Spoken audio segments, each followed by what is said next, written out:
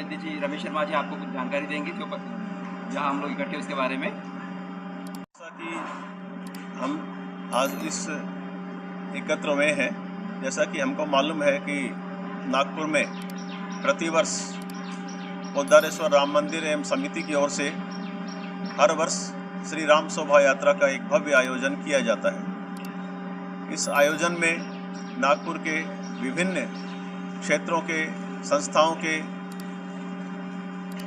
द्वारा अनेक सुंदर और अनुपम झांकियाँ शोभा यात्रा के अंतर्गत प्रस्तुत की जाती हैं। इसी क्रम में हमारे बैद्यनाथ भवन की ओर से भी प्रतिवर्ष इस शोभा यात्रा में एक भव्य और अनूठी झांकी का प्रस्तुतिकरण हम लोगों के द्वारा किया जाता है। इसी क्रम में इस वर्ष हमने एक झांकी का जो आयोजन करने जा रहे हैं, उसमें भगवान शिव पार्वती उनकी गणेश जी और कार्तिकेय जी पूजा करते हैं, आराधना करते हैं, और उनमें आपस में दोनों भाई थे, उनमें आपस में एक थोड़ा सा वाद विवाद जैसा होता है या प्रतियोगिता होती है कि दोनों में श्रेष्ठ कौन है।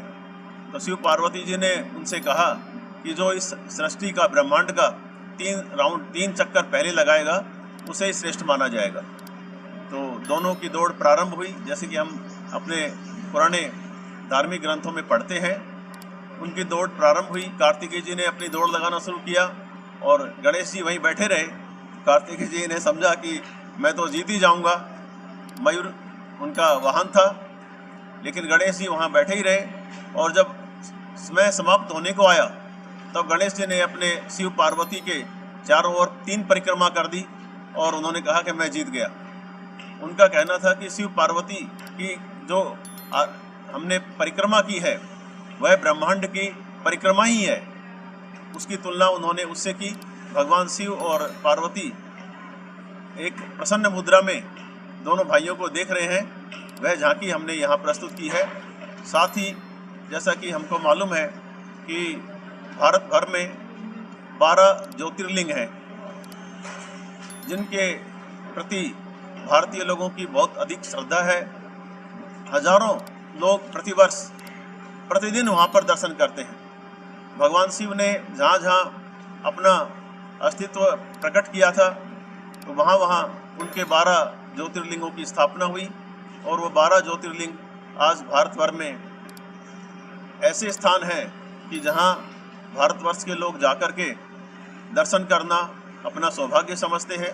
उनको वहाँ पूजा अर्चना करने से ऐसा शास्त्रों में बताया गया है कि उनको उनके पाप कर्मों से मुक्ति मिलती है, उनको एक मन में प्रसन्नता होती है और भगवान शिव प्रसन्न होते हैं, और वो मनोइच्छित जो उनकी इच्छाएं रहती हैं वो भी पूरी करते हैं।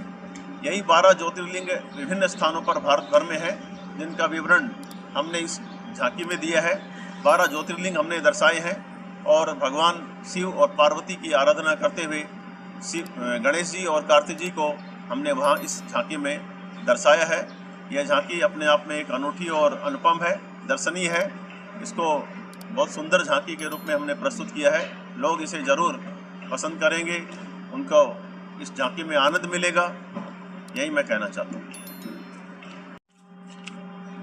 रामनवमी की शुरुआत हुई, पोद्दारेश्वर राम मंदिर से झांकी की जो शुरुआत हुई, शुरुआत से जो प्रथम झांकी निकली गई थी, उसी समय से हम लोग सम्मिलित हैं इसमें अब से 60 वर्ष, ये 60वां वर्ष है झांकी का। बीच में कोरोना काल में 1-2 साल ये हो गए थे, लेकिन उसको छोड़ के 60 वर्ष पूरे हो गए। इस झांकी के साथ में आम जनता के लिए क्या संदेश रहेगा? झांकी के साथ में आम जनता के लिए यही संदेश है कि जो हमारे धार्मिक ग्रंथों में, पुराणों में जो शिव जी की महानता बतलाई है, उसके प्रति लोगों को जानकारी देना। शिव पार्वती के बारे में कार्तिकेय जी का नाम बहुत कम सुना जाता है। गणेश जी की तो प्रथम आराधना की जाती है हर प्रोग्राम में, हर अनुष्ठान में, हर धार्मिक, सांस्कृतिक या जो भी प्रोग्राम होते हैं, गणेश जी को प्रथम पूजा जाता है। और इसके बारे में लोगों को जानकारी देना, माता पिता के प्रति लोगों में आस्था बढ़ना कि कार्तिकेय जी और भगवान गणेश जी किस प्रकार अपने माता पिता की आराधना करते हैं, तो लोगों में ये भी संदेश कि माता पिता के प्रति भी लोगों में एक पूरा वो उनका कर्तव्य रहना चाहिए, आस्था रहनी चाहिए, प्रेम रहना चाहिए, अनुरक्ति रहनी चाहिए, जो समाज में धीरे धीरे कम हो रही है। उसके लिए भी हमारा संदेश है कि माता पिता के प्रति समर्पित रहना चाहिए।